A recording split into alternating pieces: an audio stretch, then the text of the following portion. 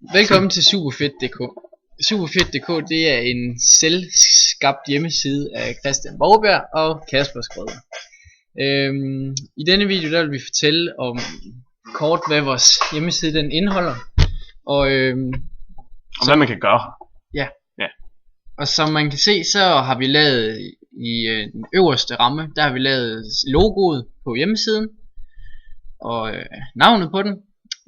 Inde i midten der er der en velkomst til Superfedt, og ude i venstre side der har vi en login, og så ude i venstre side der har vi også en opret bruger. Nede i bunden der har vi også en extra frame, som det også er kaldet, hvor der står Superfedt.dk Copyright 2013. Yes. Og vores slogan, stedet hvor motionister mødes. Ja. Nå, videre. Hvis du ikke er bruger, så har du muligheden for at blive oprettet som bruger.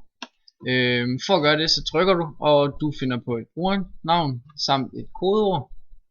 I det tilfælde er det Claus far. Og Claus fars kodeord, det er 1, 2, 3, 4, 5, 6. Opret bruger. Brugeren er nu oprettet, står den så. Super godt. Så går den selv videre, eller tilbage til loginet. Så er vi på at skrive det. Claus far. 1, 2, 3, 4, 5, 6. Okay. Velkommen, du er nu på Superfedt.dk. Og så kommer der en menu frem, hvor man har mulighed for at trykke på nogle ting, og man kan logge ud igen. Vi kan prøve at kigge på kost. Så kommer der en ny side herovre på hovedsiden, hvor man kan gå ind og læse om kost, og der er også et billede af noget, som sunde frugter og sådan noget. Så vil vi prøve at logge ud igen, og så kommer vi så tilbage på forsiden, hvor man er logget ud. Vi kunne også prøve at tage et eksempel, hvor man skriver noget forkert. Det kunne være gert og kode. Bla bla. Og ind. Så får man bare meddelelsen, at det er forkert. Yes. Det er det man kan på hjemmesiden. Okay, hvis du så lige kort skulle forklare Borgberg, hvordan hjemmesiden den er struktureret. Hvad vil du sige? Jamen, det kan man ikke bare lige gøre kort, men man kan jo starte med at sige, at det hele det er bygget op i en masse koder, både HTML-koder, PHP-koder, og de her PHP-koder, de er så koblet til en database, en MySQL-database. Men jeg har det her program hernede, som hedder Notepad++, og der er koderne skrevet i. Det kan vi prøve at kigge på. Vi har for eksempel en startside, som hedder index1.php. Og det er så det, der laver forsiden, som er en masse framesets, som er det, som siden er delt op i. Altså de her linjer. Horisontale og vertikale linjer. Og det er delt op med nogle procenter. Og så er der indsat et frame, som her for eksempel toppen, som er den øverste bjælke. Og den har vi heroppe. Og det her, det fortæller så, hvordan den øverste billede skal se ud. Man kan se, der er for eksempel et image, eller et billede til den her. Også med nogle procenter og sådan noget, for at definere, hvor stort det skal være. Det er så, det den ved herovre, at der skal den indsætte den her side, og den næste, den skal så indsætte menu, som er en helt tredje, som er herovre, og så videre og så videre. Så det bygger simpelthen siden op. Så kan vi gå over og kigge på for eksempel den hedder forsiden. Her har vi et HTML-dokument, som laver den her side, som er i midten af billedet. Altså den her. Velkommen til Superfedt.dk. Og her er der først, vi kan tage den helt fra starten af. HTML, head, det er så noget, der er usynligt. Og herinde der har vi bare skrevet, hvad for nogle skrifttyper man skal have, og hvor stor skriftstørrelse sådan skal være. Hernede der er så skrevet, at det skal være baggrundscolor lysegrå. Og så det her, det betyder, at den skal bruge danske bogstaver. Og sådan noget. Så er der lavet en overskrift på et headline. Og så det her betyder, at den skal centrere det. Velkommen til Superfedt.dk. Afslut. Okay, og alt det der er markeret med blåt, det er usynlig skrift. Ja, det er det faktisk. Det er ikke synligt på hjemmesiden. Det definerer bare, hvad det skal være for noget, der skal starte her. For eksempel P, det er en almindelig tekst, og H1, det er en overskrift. Ja. Så sådan noget som image, det er så et billede, der kommer ind. Og så skal man altid afslutte det med de her afslutningstekst, som de hedder, hvor man laver en skråstreg ind i det hele. Okay. Nu kan jeg så se ind på hjemmesiden, hvis du går tilbage, at du har fået billedet, logoet der, til at være centreret. Ja. Hvordan har du gjort det? Det har jeg gjort ved at skrive en kommando, der hedder diverse align. Og det fortæller så bare, at align center, det betyder, at alt der kommer herefter, det skal være centreret. Efter den, så kommer billedet så indsat, og så har jeg afsluttet den her diverse. Så ved den bare, at alt der imellem, det skal være centret. Jeg kunne også sagtens have haft den her diverse til at stå heroppe, så havde alt det andet også været centreret. Men det har jeg så bare gjort manuelt for hver af dem. For det står jo ved dem alle sammen. Ja. Det var ikke engang nødvendigt, at jeg skal gå sådan her. Vi kan prøve at gå lidt videre. Bundlinjen, det var bare den der, hvor der stod copyright. Menu. Det er den, vi har herovre til højre inde på siden. Og den ser avanceret ud. Det er fordi, der er en tabel inde, hvor man kan indskrive data til login. Det ser sådan her ud. Det er menuen til venstre, eller? Det er menuen til venstre, ja. Godt. Det er den her tabel, jeg snakker om, hvor man kan indskrive nogle ting. Og der er så en knap, der hedder login. Som vi har her. Som betyder, at den skal gå videre til det, der hedder check login til PHP. Nu kommer vi til desværre, for det er PHP'en, som ser sådan her ud.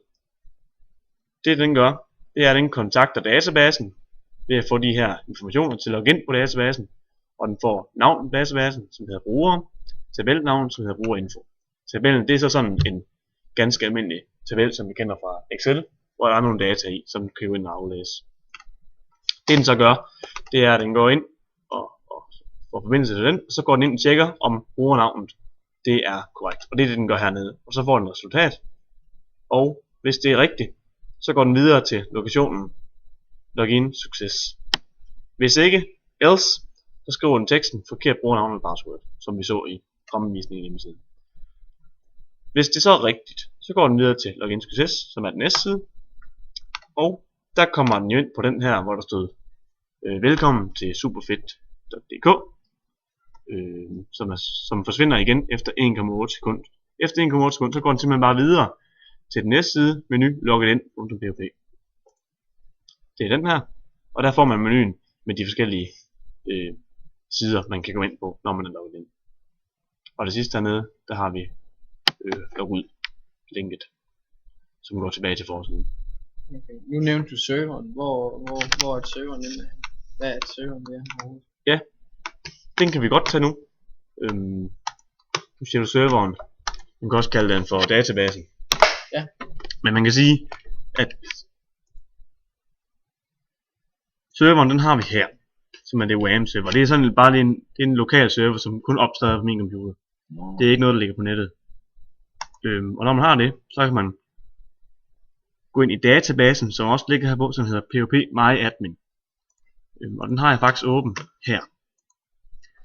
Der går man ind og logger ind med sine data, som også var indtastet inde i PHP-dokumentet.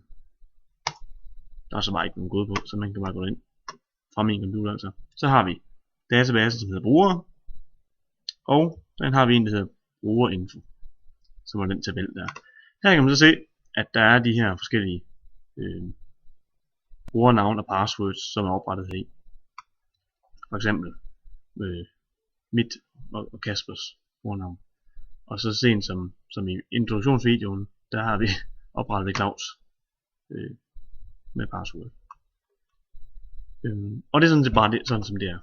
Der går den ind og henter oplysninger fra. Så der kan vi så styre, hvem vi vil have med til at være på hjemmesiden. Vi kan også sige, at nu skal Claus ikke være med mere. Så er han med igen. Okay, så simpelt er det. Så simpelt er det simpelthen. Vi kan også gå videre her i forklaringen, hvor vi har jo også oprettelse af brugere. Det kan vi også lige tage et hurtigt kig på. Det her, det er så den, der hedder menu opret bruger, som er, når man på hjemmesiden går ind i den her opret bruger. Det er den her side her, hvor der også, ligesom på login siden, er en tabel, hvor man indtaster oplysninger i, og så sender det videre til den, der hedder opret bruger 1.php. det er den her side her. Og den ligner lidt login hjemmesiden. Der er noget med nogle data, som man skal gå ind først, så den kan finde databasen og logge ind der og få kontakt, hvor den connecter her. Så går den ind og tjekker om brugernavnet er der i forvejen. Hvis ikke det er det, så kan man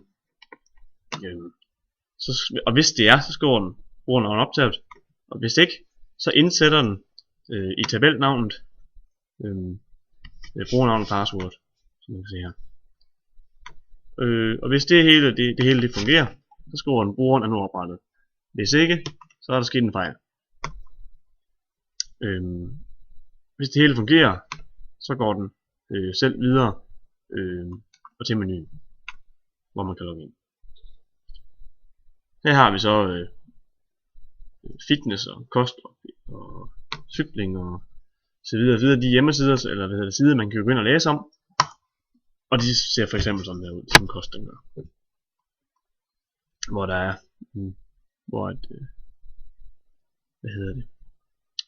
de forskellige teksttyper er defineret her, som hvad det er, og størrelse 14. Og så er teksten så den her nede. Eksempelvis den her BR, den betyder, at den skal lave et linjeskift. Og der sætter et billede ind, og så er det ellers det. Jeg håber, det var til at forstå, og har du flere spørgsmål, Kasper? Nej, det tror du ikke. Så alle de her sider skal simpelthen til, for at lave den her, ellers forholdsvis simple hjemmeside. Det var det.